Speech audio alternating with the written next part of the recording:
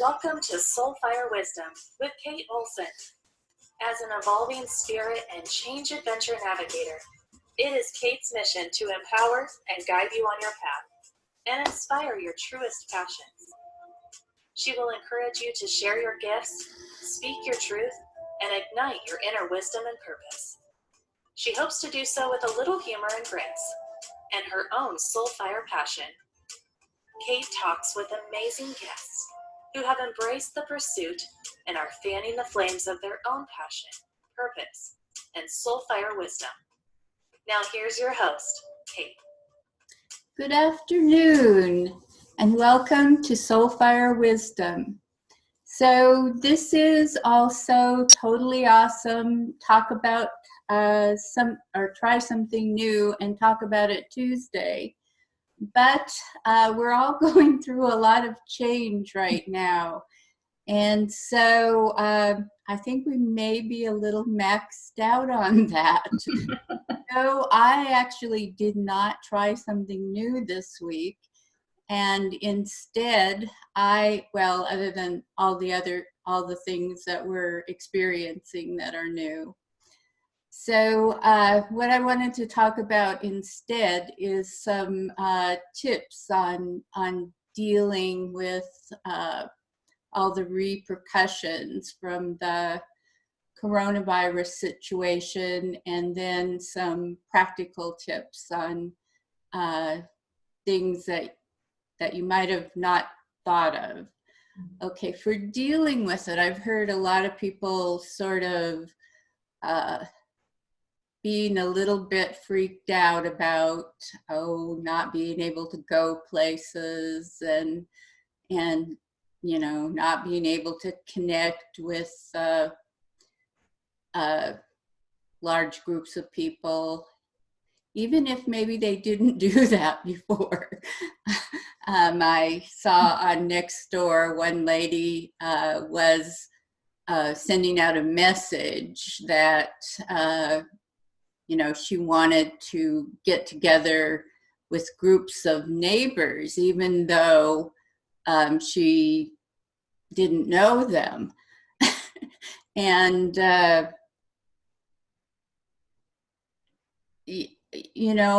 see the feeling behind that of wanting to be connected to some other people. But this is not the kind of thing that we should be trying to think of ways to get around, because the whole main purpose behind it is for us not to connect with other people in person for long enough to stop the progression of the virus.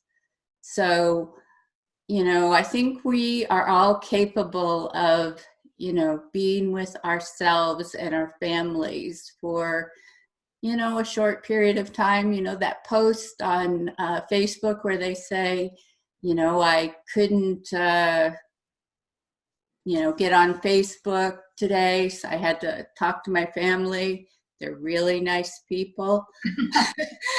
Maybe it's the time to discover some of those connections and, go a little bit deeper with the people in our immediate circle.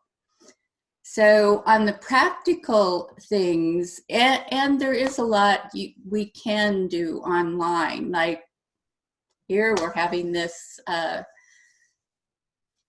talk radio show. I'm having a conversation with Morrighan, who is in Idaho. So we're lucky to live in this time where we can make so many virtual connections. So on a practical sense, I've been observing some of the things that people do, and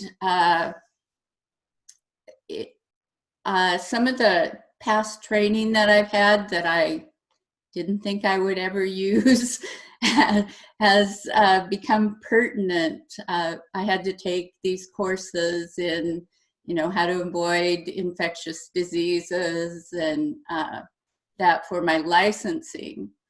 And so people are, they're trying their best. They're buying disinfectants and wipes and trying to wipe down surfaces. But there's a proper way to do that. When you wipe down a surface with a disinfectant wipe, you want to wipe all in the same direction. Because if you don't, you're spreading that virus, that wherever you picked it up, you're spreading it around the surface. And then I've seen people go ahead and do that, wipe everything down, and then take a paper towel and dry it off. Well, what you're doing when you do that is you're wiping off all that disinfectant before it has a chance to work. It takes like 4 minutes. You should probably wait 4 minutes for it to air dry. And that's the same with your hands. Don't put the hand sanitizer on your hands and then wipe them off with a paper towel or a towel. You need to let it air dry so it can kill the germs. And I've seen a lot of people buying the gloves, and every single time that I've watched somebody with the gloves on, I've seen them do things that are going to cross-contaminate. So the thing you need to remember with the gloves or without them is that the purpose is any surface that you touch that a lot of other people have touched, after you touch that, before you touch other things, especially your face or your body, you need to take those gloves off and throw them away. Otherwise, you're going to be cross-contaminating and, possibly spreading the virus rather than, protecting yourself. So in a lot of cases, and I've even, kind of monitored my own behavior, and I prefer to use a paper towel that I can just throw away right away, and then I know I'm not going to touch something else with it. So when I go in the grocery store, I have a bunch of paper towels in my pocket, and I use those to push the cart. And if I'm going to touch the keypad or it's just easier to think I'm going to throw this paper towel away now, or rather than with gloves, taking them on and taking them off. And how you take them off is important too. So although I do have some, I find it easier to use other things to keep me from touching various surfaces than gloves. So anyway, on the mental part of it, I had to kind of go back to my Embrace Change radio show and how I started that off. And that was smiling, making sure that you start your day with a smile. Don't get up and say, oh no, I wonder what's happening with the coronavirus now. Just start your day with a smile. Take a deep breath. Be mindful. Mindful of the small things. It's sunny here in Seattle. I love it when it's sunny. Be sure to go outside every day, even though we're supposed to stay home. It doesn't keep us from going outside or even taking a walk. Do things to nurture your spirit. And I, like on my other show, I told jokes, sometimes bad jokes, but they, they made me laugh. They made other people laugh. Make sure you have things in your life that make you smile, make you laugh. Enjoy conversations with friends. I mean, make sure that you have those things in your life that, you know, bring you joy. And don't be just totally concentrated on what's negative about this situation.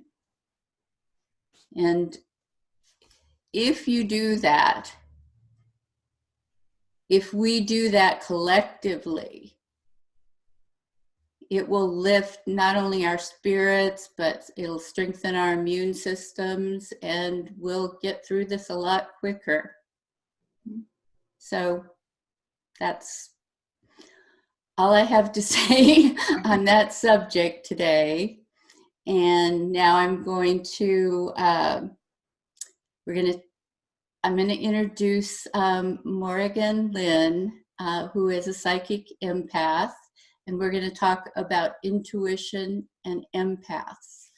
And this is a subject I've talked about before, but there's a lot of info to cover on it, a lot to say. So we're doing this again. And hi, Morrighan. Hi, honey. How are you? I am good. Yeah. Mm-hmm. Good. So Morrighan is, as I said, she's a psychic empath, an intuitive coach, a published author with a fiery gypsy soul. And I think I forgot to say happy St. Patrick's Day. Yes, yes. I have a little Irish in me, and I have a feeling Morrighan does too. Maybe a smidge. Maybe somewhere in there somewhere. Yeah, and she has an eclectic approach to spirituality. She supports the ever-evolving human with compassion, straightforwardness, and loving accountability. She's a unique spiritual teacher, and she's held hundreds of classes, retreats, and galleries over the 13 years that she's been on her current path.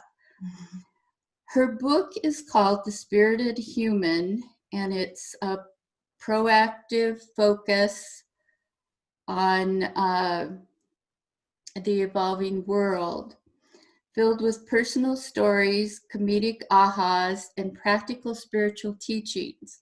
The Spirited Human is the handbook for us all, part instruction manual for being human and part roadmap for navigating the soul.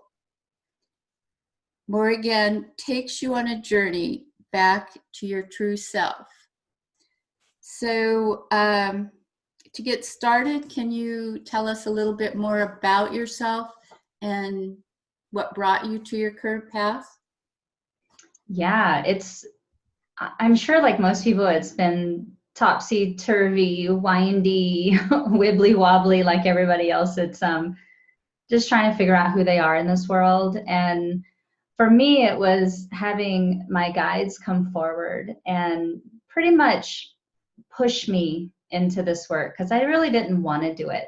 Little secret in the background there, I didn't want to do this work. I was resisting them for a really long time until finally I lost the fight. I lost the battle. They won. And I'm so glad they did. I'm so glad, because it really thrusted me into this beautiful world of following guidance and being aligned and being able to navigate this world. Because like you said at the beginning, we're going through some pretty interesting times, and it's really easy to lose our focus and our clarity when there's stress and struggle going on, especially on a collective level.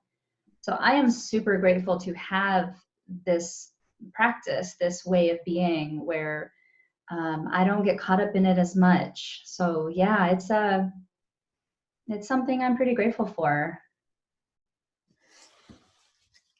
Does everyone have pretty much the same type of abilities? I feel like everyone is intuitive And we all have our own, what I call our own magic. It's just that they'll come in different forms for people. Like where some people lean heavily over into the sight, the clairvoyance part of it. Some people lean over into being empathic. Other people hear, like there's variations of how that magic comes out in them. And so where everyone is intuitive, we all have our own, I call it, we all have our own recipe. So where cake is cake, we all have our own different flavorings. And so it's just a matter of being able to give yourself the space enough to not put yourself into a box and explore that and play with it, because everyone will have their own style. That makes sense.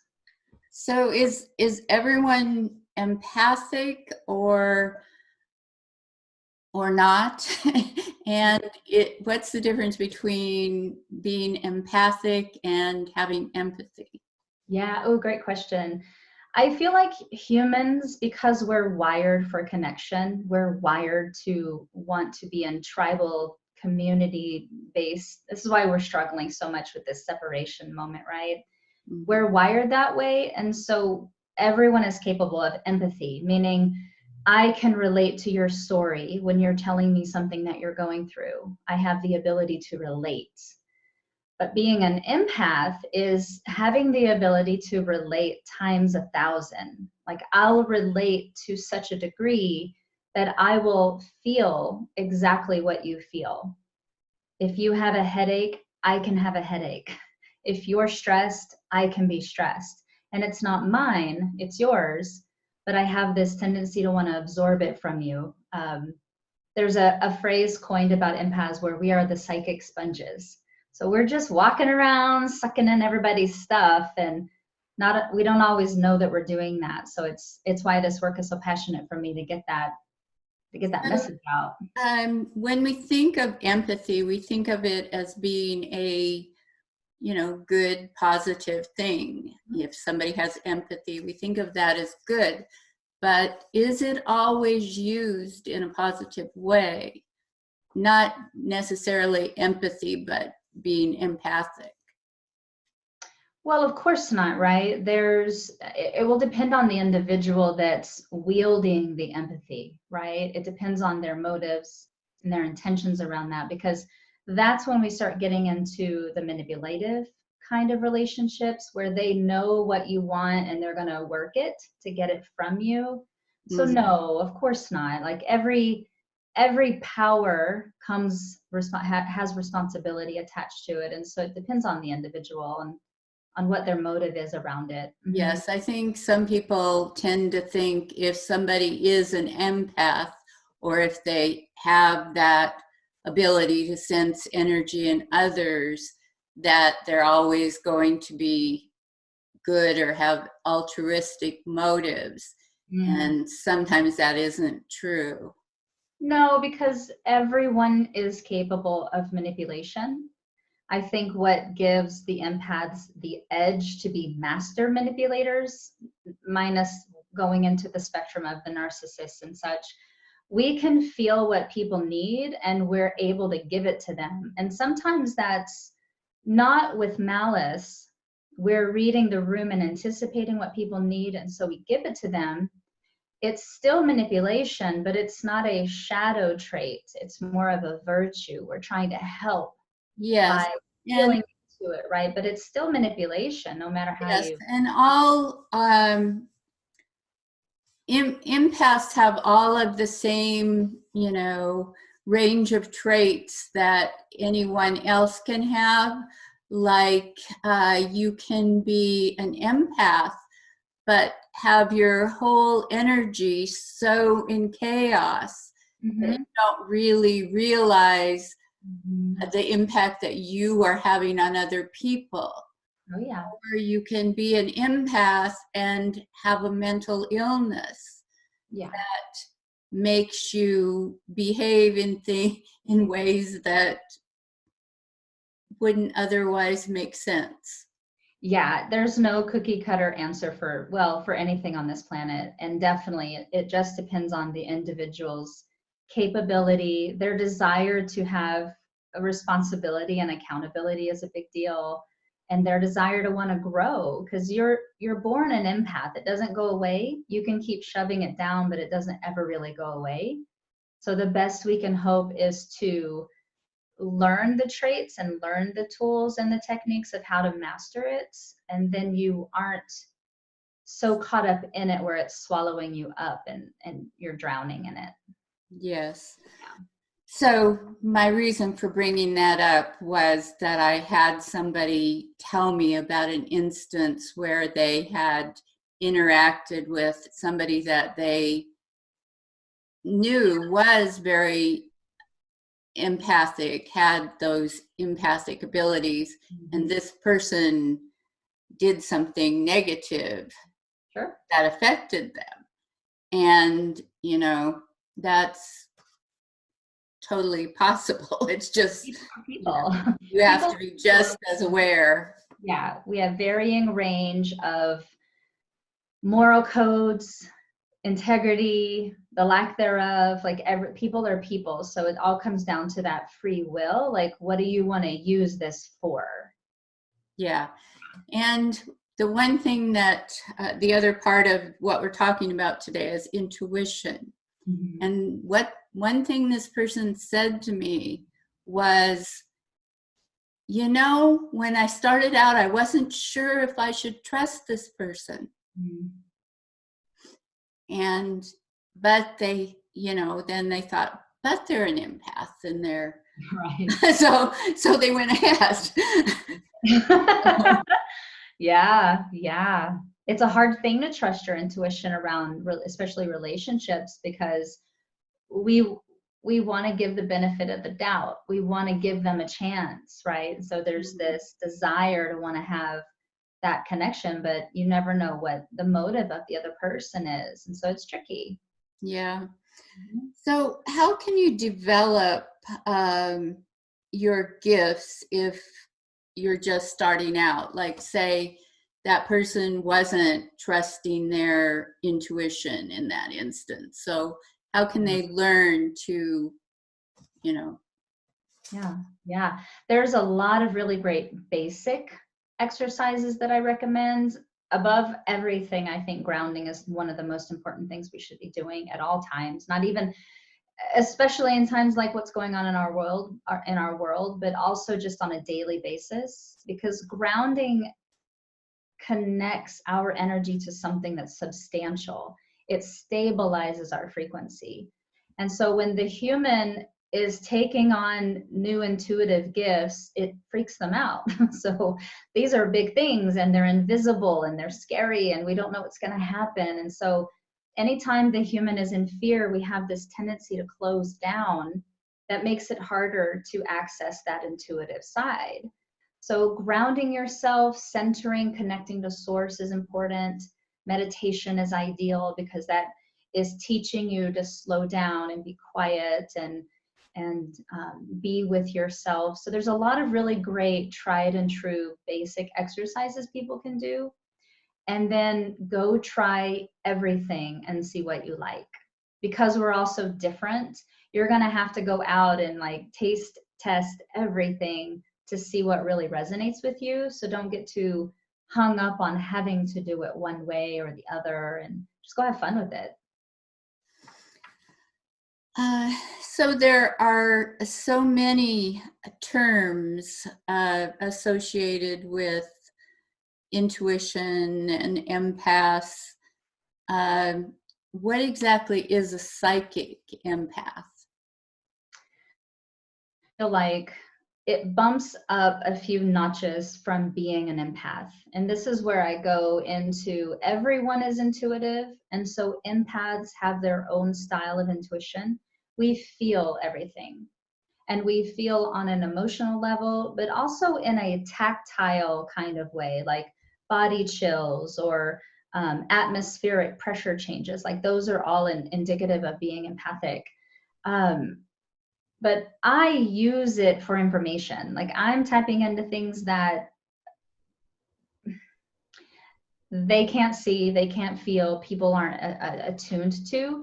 And so I actually glean information out of those sensations. So my psychic awareness is around my body indicators and the changes in my body, and then the information that is being given over. So it's not just personal intuition. I actually use it as a service. Okay, so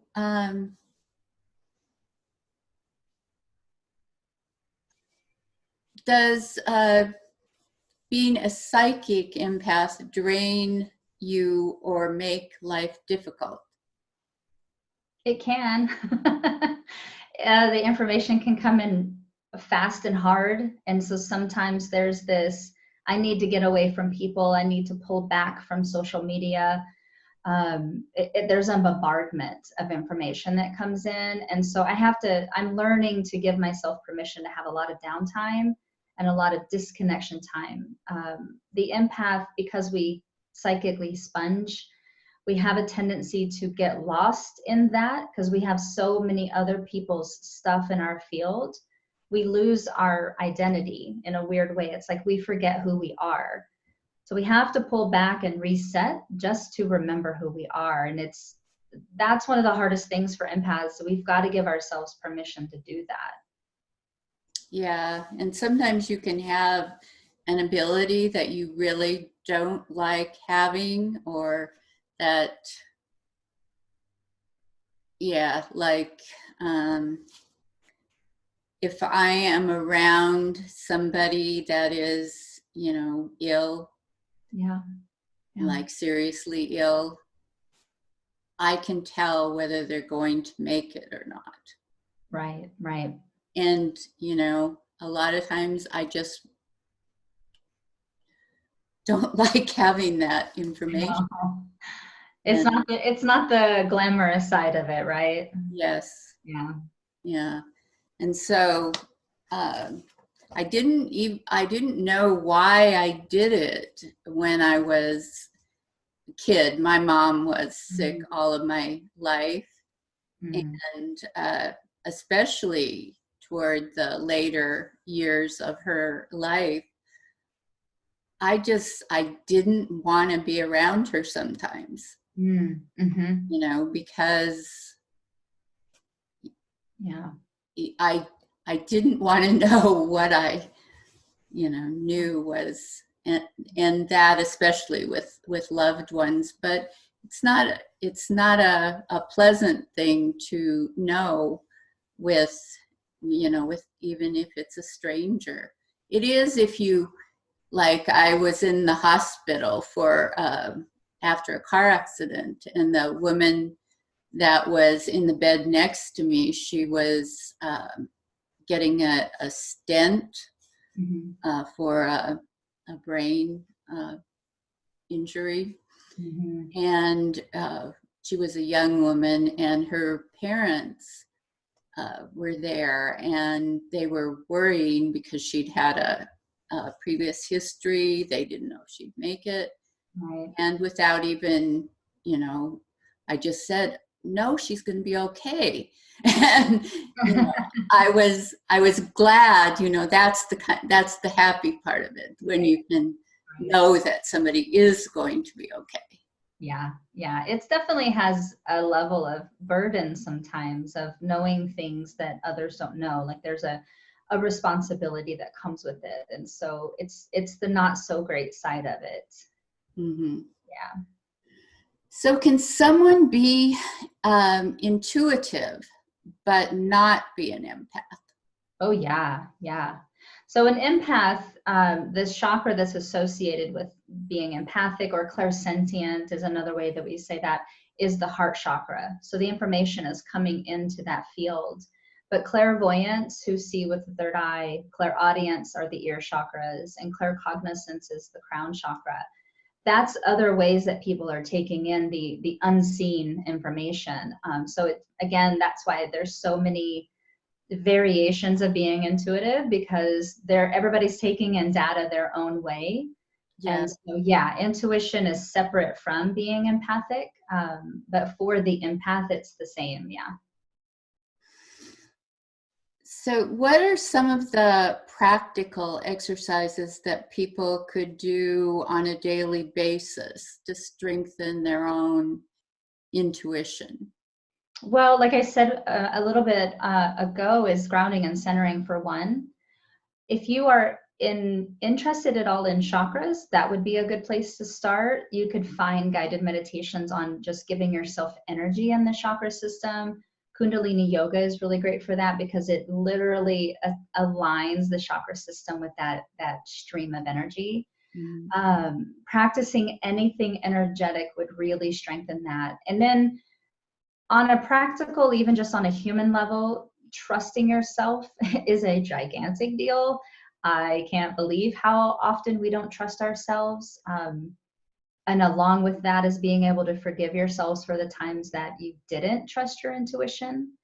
There's a lot of healing and shadow work to have right there that will help you reconnect to that intuitive ability. Because basically when we don't trust, we push away. And if we're still mad at ourselves because we didn't listen the last time, then we tend to have this, well, then I don't deserve it. I'm not going to do that. And so we just tend to push and resist. So if there's a forgiveness in there for the times you didn't listen, then the alignment comes back into you and there's a more connectedness to that intuition. And also realize that you don't have to have a why. Right. A lot of times you question yourself. You say, well, Yeah. I don't have a reason for this feeling. Right. Or other people question you, like, why wouldn't you do that? Or why would you do that? And you don't have to have a why. You don't have to answer the question. Yeah, we love evidence, right? We love our proof. We love to know, well, this is what it's saying, and I'm not going to do it until I know for sure. But that is logic and reason. That's not intuition. And so we're mixing all of those worlds together, and there needs to be a little bit of a separation around, of course, I want the answer. I want to know why, but there has to be a trust and even a faith that I'm just going to do this and I don't know why. So, oh yeah, I love playing with that language right there because that's because usually the why comes after.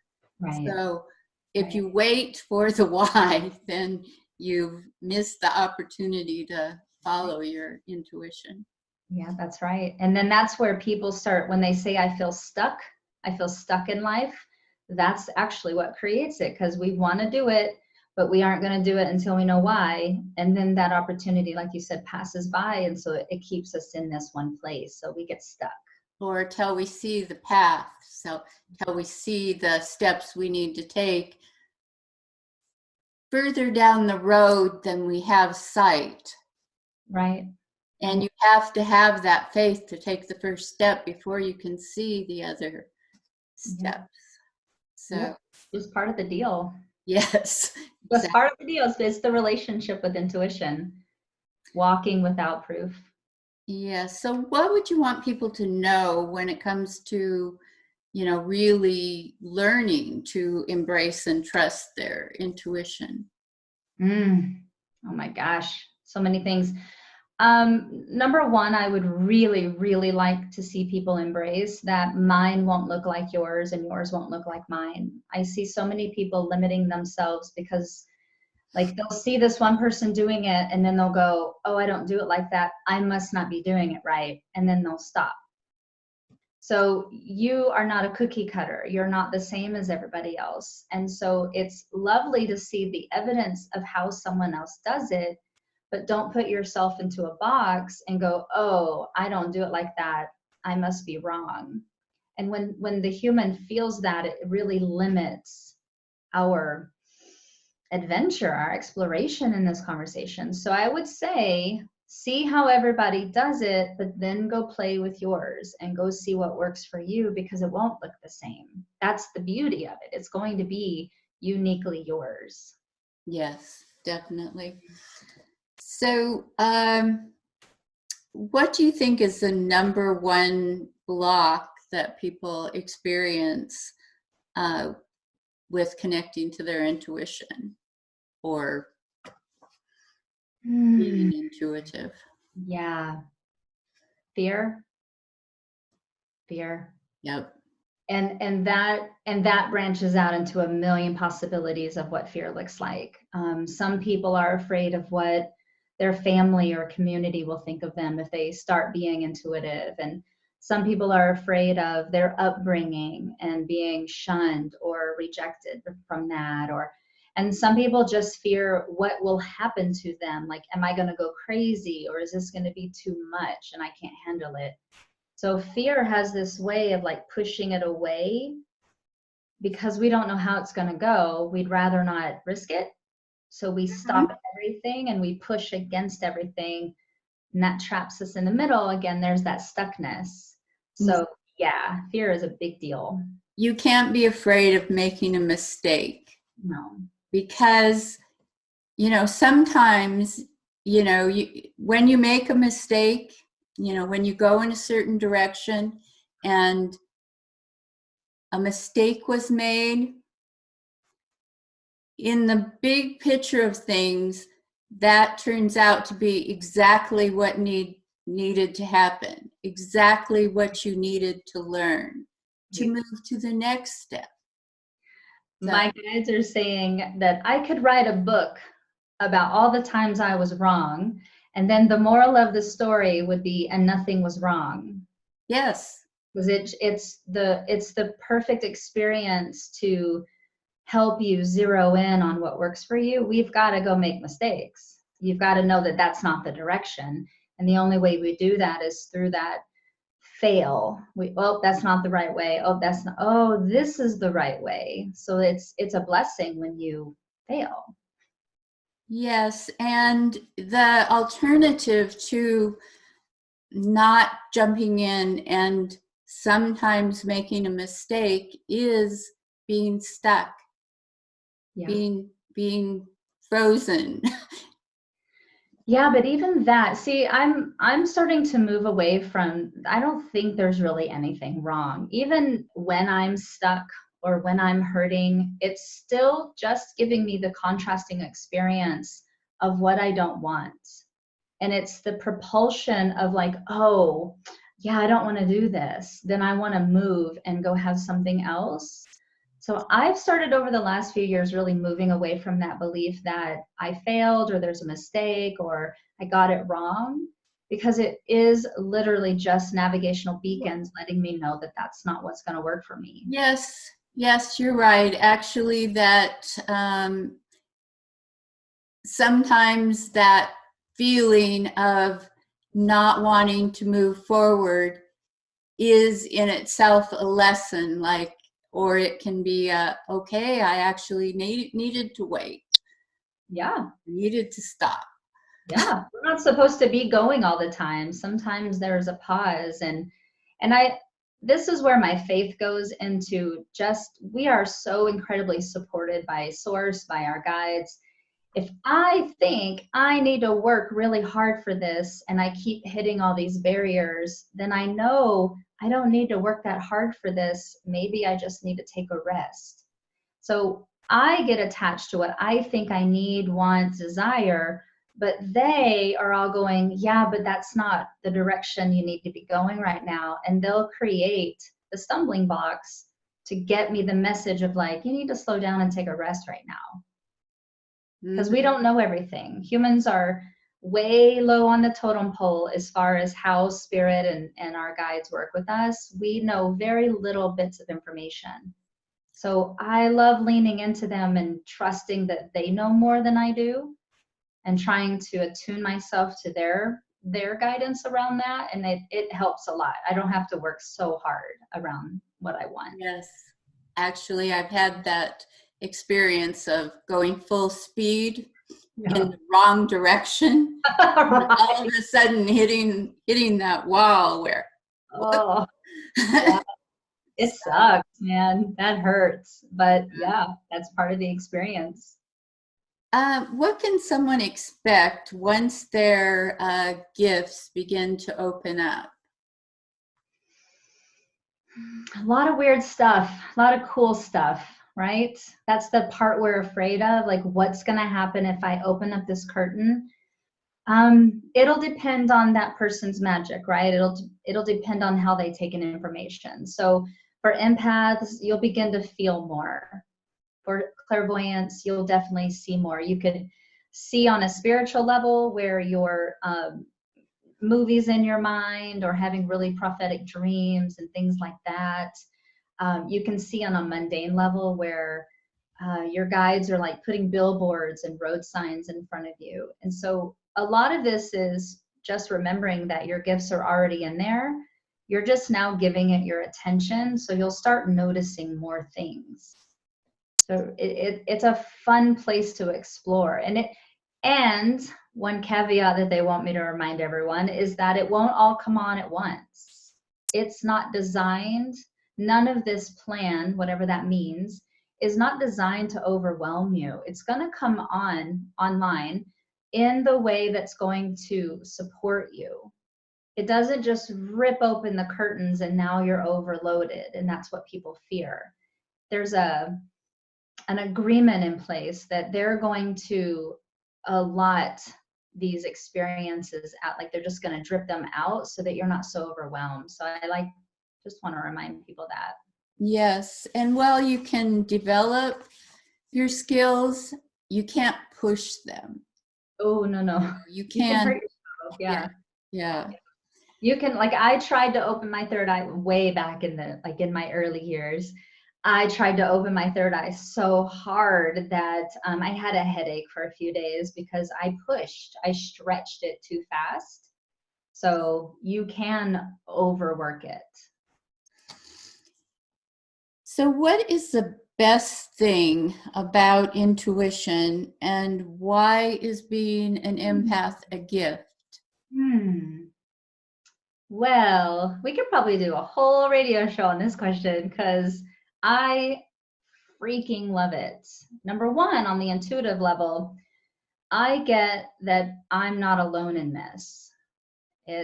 There is this beautiful team, there's this beautiful information available. I know I don't know everything, and I'm not even going to pretend like I do. And so I know what I know, but there's so much I don't know. So having that relationship with that other side gives me access to the most amazing library of everything that ever existed. So I don't have to know everything. What I love about being an empath is it's not even about just picking up people's emotions, because I know that's the very baseline level of being empathic. Mm-hmm. I can read frequency. That's that psychic part of it. Like, I can feel motive. I can feel agenda when something is either clean or dirty. In other words, if someone's being open and honest with me or they're manipulating me. That, for me, is this amazing little caterpillar feelers of letting me know which direction I want to go in life before I actually go into it. I can kind of feel and not go if I don't like it. So there's so many amazing qualities about being an empath and intuitives that I will forever talk about. I will forever teach because I love it so much. So if as you said, we could talk about this. We could do a whole other show on just a few of these questions. But we're getting to the end of our time now. So if you could leave the listeners with one thing from the show today, what would you want that to be? When I get this question, I always feel into my guides. And I ask them, like, what do we want to say about that? There is an unprecedented movement happening in this world. Unprecedented, right? We are, in this lifetime, of course, we're experiencing something that we haven't really ever seen. So listen to the science, but trust your instincts. Trust yourself. And there's this choice that we're being given where we can either see the fear and the chaos, and we can invest in that. We can invest our energy. We can be a part of it. and make that storm much bigger with our involvement. Mm-hmm. Or we can stand back a little bit and witness it as such, but not invest our energy. And over here, for me, that means more alignment and the witnessing of it. Like, I'm not in denial of what's happening. There's real things happening. But we get to hold this space of not investing our energy in that fear state and be the example of what's going on in this amazing shift, this amazing awakening that's happening on our planet. So we are being given a choice of, do you want to invest in the fear, or would you like to invest in alignment? Or And it's just a choice.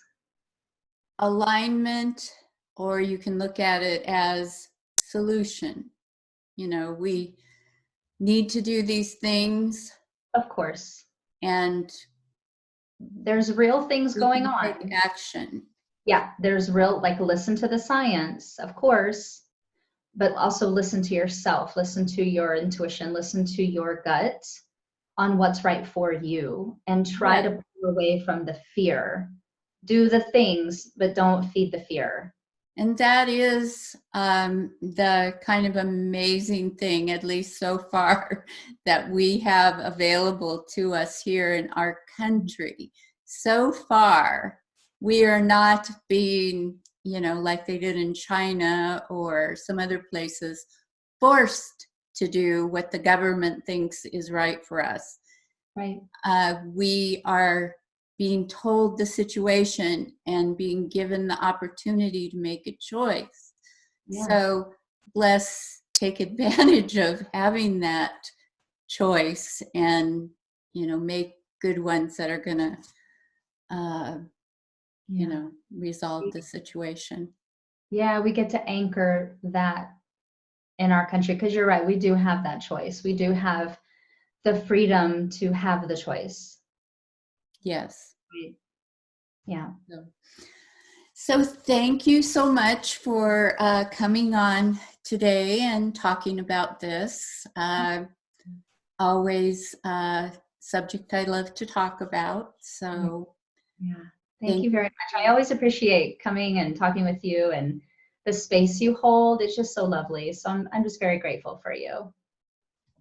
And you as well. So I want to thank the listeners too for tuning in today. And I have another great show planned for next week. I'll be talking with Melissa Bird, Dr. Melissa Bird, and we'll be talking about creating your vision. And she right now is in the process of creating her vision, and she's going to tell us about her journey, both, you know, what she's trying to create, some of the obstacles she's been running into, how she's been dealing with it. And since I last talked to her about that, this whole coronavirus thing has developed. So I'm sure that's had a big effect on her vision as well. So we'll see what, you know, where she's going. So be sure to tune in for that. And that's next Tuesday, 3 p.m. That's the 24th. And so I think we'll probably all have a little bit easier time remembering what day it is, being as we've slowed down a little bit. So maybe that's an advantage. So I'd like you to carry this thought with you through your week. Empaths did not come into the world to be victims. We came to be warriors, to be brave, to stay strong. We need all hands on deck. And that was said by Anton Saint Martin. Mm-hmm. So have a great week. And I'm just going to say bye for now. Thanks. Bye. Have a good day. Thank you for listening to Soul Fire Wisdom with Kate Olson. We hope you enjoyed the show. If we made you laugh, brightened your day, or sparked a new thought, we have succeeded in our mission. Join us next time. when we'll share more secrets and truths and all the magic of transformation that is the journey to soulfire wisdom. Always remember, be fierce in the pursuit of what sets your soul on fire.